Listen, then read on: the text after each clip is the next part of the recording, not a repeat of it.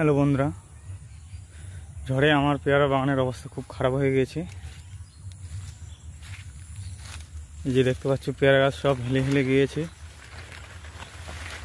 খুবই খারাপ হয়ে গেছে, খুবই বাজে অবস্থায় আছে গাছগুলো। দেখতে পাচ্ছ পেয়ারা প্রচুর পরিমাণে ঝরে গিয়েছে। এই যে দেখতে পাচ্ছ উল্টে উল্টে গেছে, যে গাছটা একেবারে হেলে গিয়েছে, ওইদিকের গাছগুলো ওরকম হেলে হেলে আছে।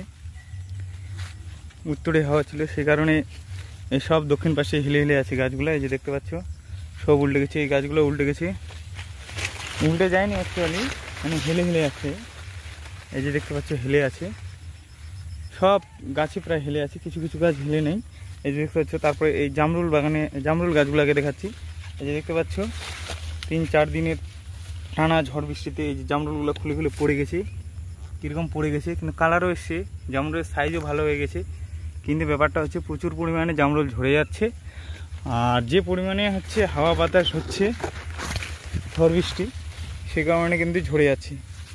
আর একটা জিনিস লক্ষ্য করি, এই গাছটাতে কিন্তু কালার আমার সেরকম আসেনি, আর এই গাছে কিন্তু কালারগুলো খুব সুন্দর এসছে,